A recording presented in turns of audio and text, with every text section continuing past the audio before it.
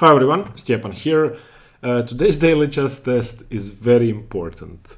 And if you haven't been doing this so far in the tests, please do it now. Take a notebook.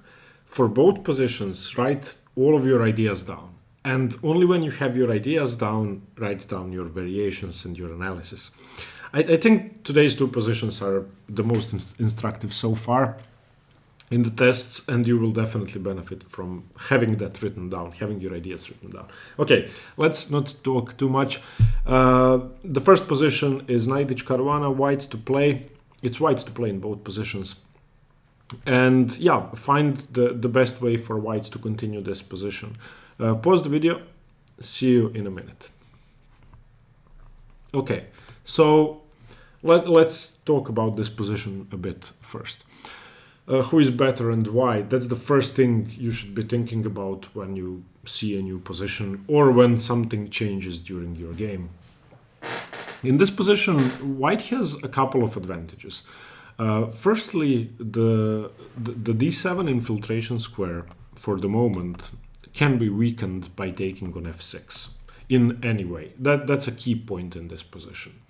So black's king is unsafe because the rook can come to d7, because the main defender of the black king can be exchanged off, and because the queen will have an easy time getting into the position via h4.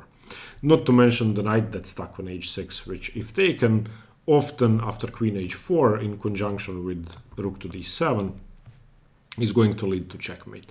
So that's the most important thing, and that's the reason why white is simply better. Now, that's a dynamic advantage. So, if you give black one move, if black manages to play something like rook to d8, or, I don't know, take on g4, or maybe play bishop to c8 and take on g4 twice, or something else to consolidate, then your advantage is simply gone and black is a pawn up. So, and not to mention that white's king can also be pretty unsafe if the g4 square falls and if the e4 pawn becomes isolated. So you have to do something about that, and you have to act quickly. So what can you do? Let's look at a couple of options. In the game, Arkady Naiditsch lost the game very quickly with what seems to be the most logical continuation in the world. He played knight takes f6, and this is just a bad move.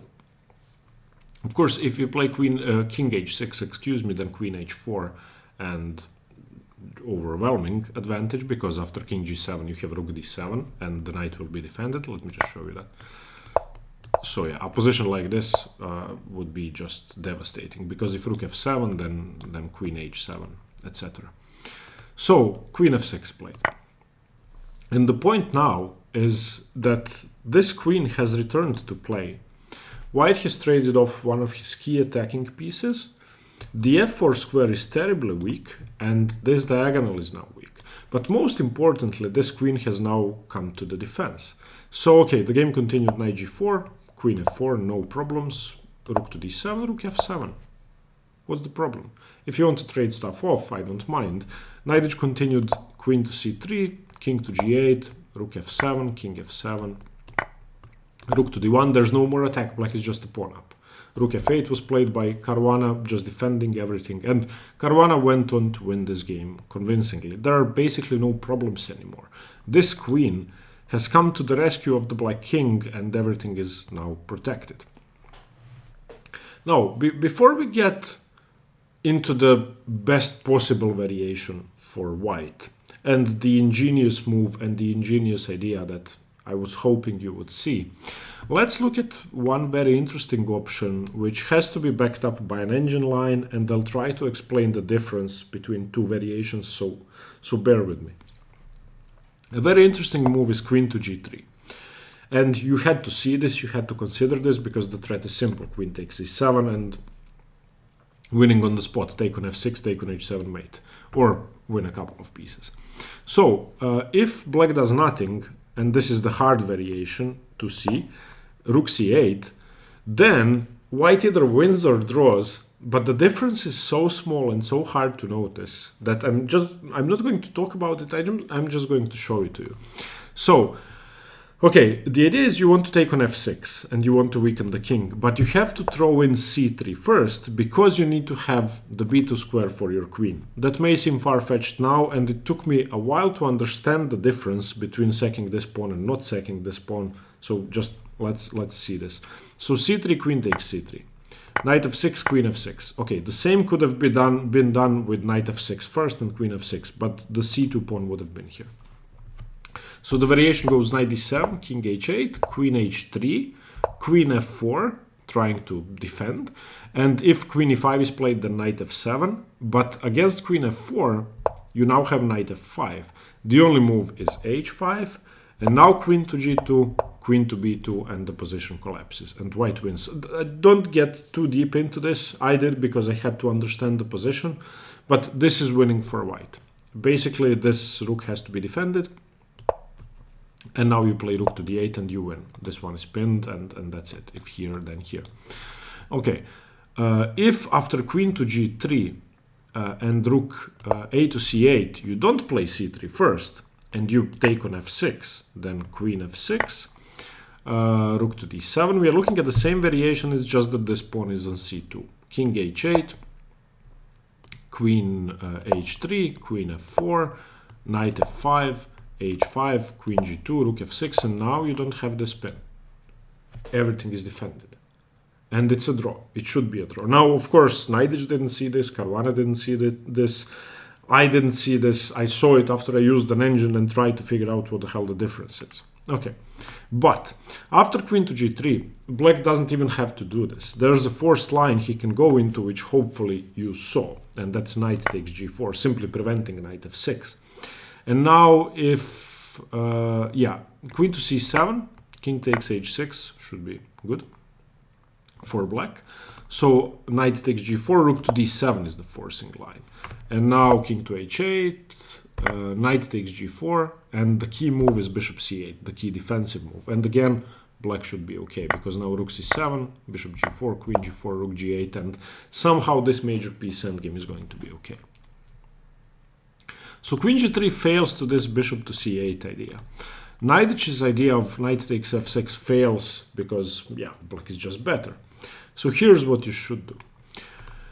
In this position, we saw what the problem was in the main line in the game. After knight f6, queen f6, the queen came back. So if we are trying to create weaknesses in our opponent's position, then they will be highlighted if there are no more defenders getting into play.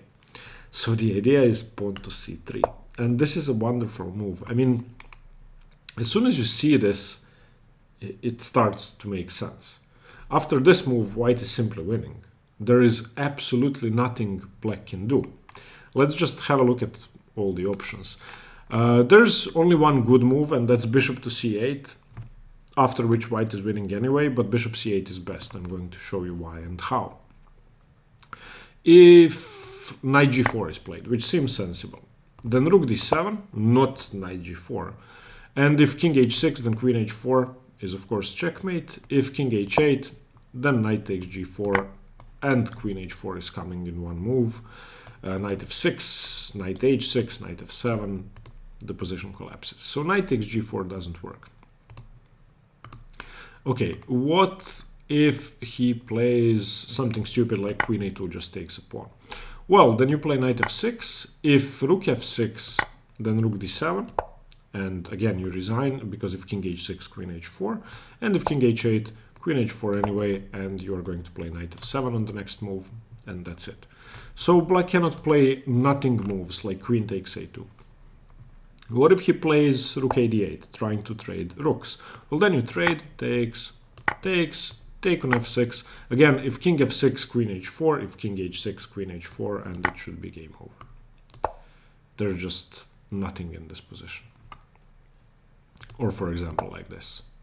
King g7, knight h5, king f7, queen f6. This is a forced mate, winning material. So after c3, bishop c8 covers some important squares. Okay, you have to cover d7. You would like to trade off on g4, and you want to cover f5 because of knight f5 check, which is very important. But in this position, knight f5 should be played anyway. And of course, that's why you played bishop c8. That's one of the reasons. Because if you take with the pawn, then this is just resign. Okay. Okay, this is going to be overwhelming. I don't know, king f7, maybe f6 coming in here, and basically white wins. And after knight f5, bishop f5, if that's played, then ef5, and if black tries to attack the queen, then just continue queen h4 and continue from here. Again, an overwhelming advantage for white, which isn't that easy to see. But by blocking this queen in with c3, you just make sure that you have more attackers in play than black has defenders. And let's say black here takes on c3, you can play queen h6, and you see that this is a pretty good attacking position that white should be winning. Yeah, I mean, this was just an extraordinary position, at least in my opinion. This idea with c3 is remarkable. After this, the variations don't really matter that much because everything is just winning for white. Okay, let us move on to the second position. Now this, white's the play. Take your time, please understand this, write your ideas down. Pause the video, see you in a minute. Okay, one thing we should notice is that black is in a weird Zugzwang position. Okay, so what white would like to do is white would like to move the knight away and then queen his d pawn. It's as simple as that. So if you can do that, then you just win. So for example, white moves the king somewhere. I'll just show you something stupid. For example, king to d2. And white plays a stupid move. White plays king to d4. Okay, black, excuse me. Then you just check, the king moves, and you queen. Okay, so that would be the simple way to play it. However, it's not that easy to do, and you have to figure out a way to do it without falling for a lot of tricks. Now, first, I'm going to show you the winning idea, and then we will look at the bad moves, because if I start showing you the bad moves, it's going to be very hard to understand the rest. The winning idea is king to e2, and there's a very specific reason. Firstly, king e2 doesn't allow any immediate knight checks. If you go king d2, then he can just check you here and then win your pawn.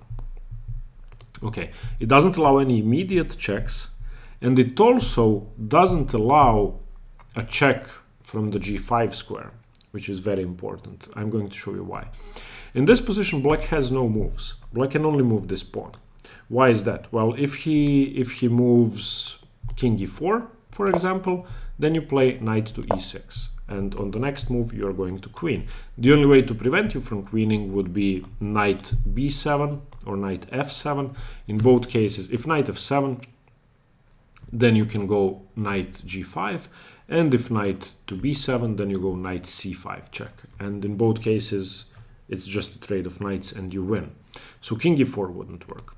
The same goes for example, king e5, because you can play just knight c6 check and win. If king c5, you go knight e6 check. If king c4, you go knight c6, and again the same idea. If knight to f7, then knight e5 check. If knight to b7, then knight a5 check. And again, you win. So he has no moves with the king. If he tries to move the knight with something like knight f5, then you simply play knight c6 and you queen, or knight e6. The same goes for knight c4. So in this position after king e2, black has to move the pawn. And now here's the thing. He moves the pawn, and now it's white to move again. Now here's a very important feature in this position, which hopefully, you saw. If you go king f1 in this position, the idea being just get into the corner, force black to give up his pawn, and then force him to move, that's actually a draw.